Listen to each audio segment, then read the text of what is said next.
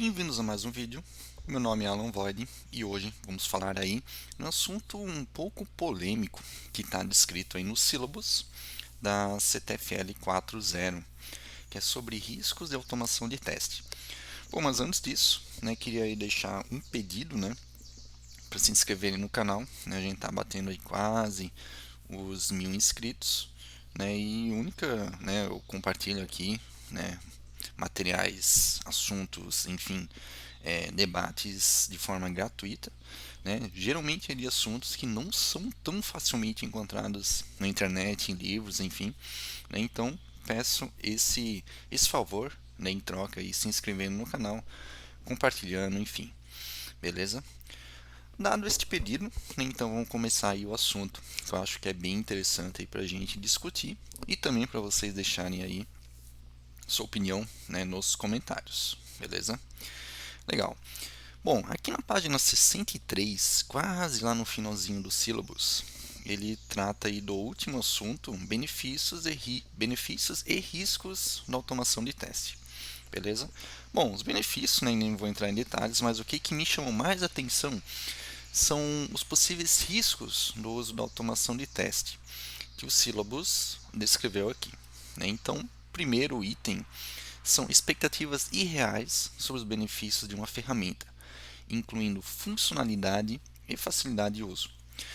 Bom, eu até entendo que esse talvez possa ser um risco, porém, essas expectativas que irreais sobre os benefícios, isso é mitigado ou talvez totalmente eliminado quando a gente faz aí piloto de teste.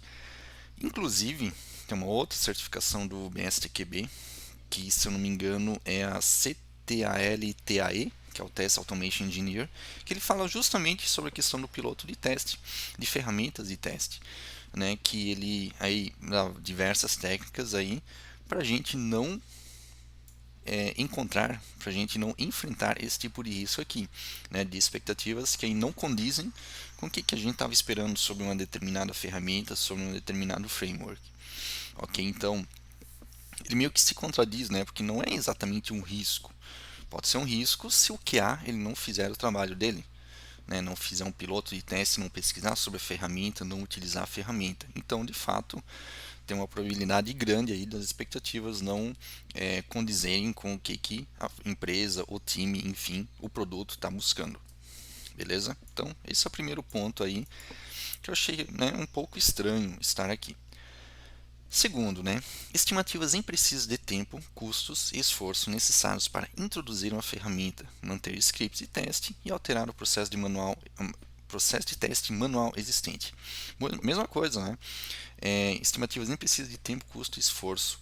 Um bom piloto de teste em um projeto, coletando as métricas corretas, envolvendo as pessoas de forma correta, eliminaria esse possível risco, que eu nem considero um risco, porque quando a gente fala em estimativas imprecisas, a gente está sujeito a isso em qualquer área de tecnologia, desenvolvimento de software.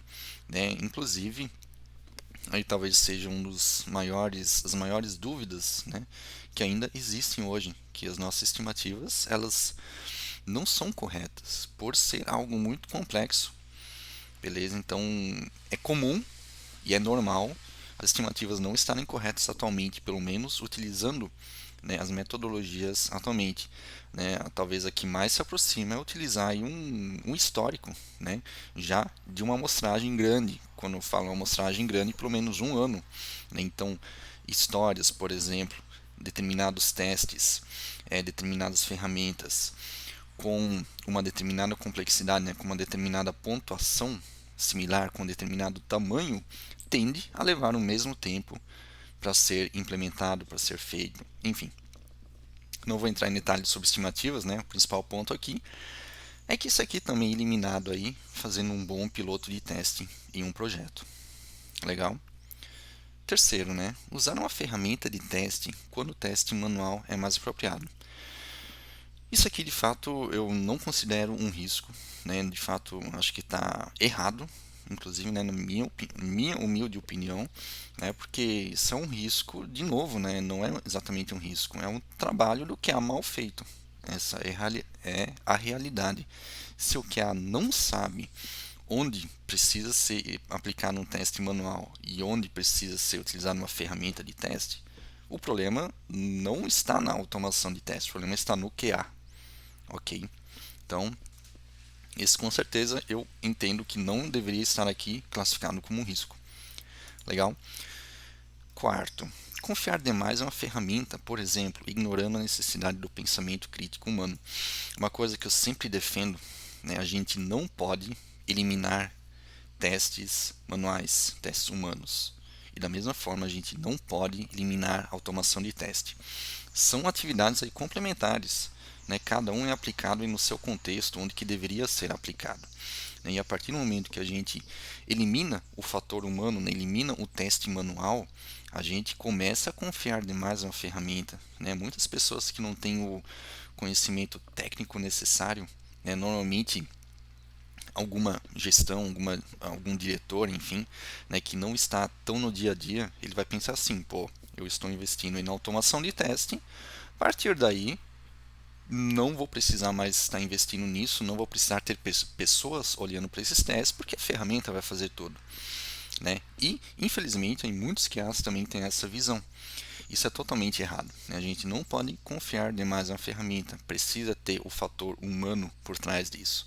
A gente precisa estar acompanhando, a gente precisa estar fazendo manutenção, a gente precisa estar aí de tempos em tempos verificando se aquela ferramenta faz sentido, se aqueles testes fazem sentido, né? Se os riscos não mudaram, enfim, tudo isso aí é um teste manual, é um olhar crítico, né? Um pensamento crítico humano. Né? Então, também é questionável se poderia ser considerado um risco, mas isso aqui eu considero que pode ser um problema também do QA. É ele que vai confiar demais em uma ferramenta ou não. É um time que vai confiar demais em uma ferramenta ou não. Beleza? Então, como dica aqui, eu também falo, né? Tenham esse pensamento crítico. Não, depois de um teste automatizado, de uma rotina automatizada, não largue isso às traças. Vocês têm que manter isso. Vocês têm que olhar para isso. Beleza? Vocês têm que medir como é que está o resultado disso. Está trazendo algum benefício ainda? Enfim, vários pontos aí para serem analisados. Legal? A dependência do fornecedor da ferramenta, que pode fechar as portas, aposentar a ferramenta, vender a ferramenta para outro fornecedor ou fornecer um suporte diferente. Por exemplo, respostas a consultas, atualizações e correção de defeitos. Esse aqui de fato é um risco, mas também ele pode ser aí, eu não diria totalmente eliminado, né, porque a gente não sabe o que está por trás das empresas, né, mas eu diria aí que ele pode ser bastante mitigado, também fazendo uma ferramenta, um piloto de teste, e neste caso fazendo uma pesquisa desse framework. Algumas dicas, né, que eu posso dar aqui, como é que a gente pode mitigar isso. Conhecer a empresa, né, como é que ela está.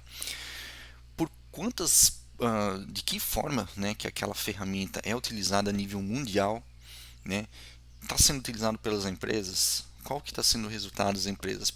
As empresas estão falando bem dessa ferramenta? Outro ponto, documentação na internet.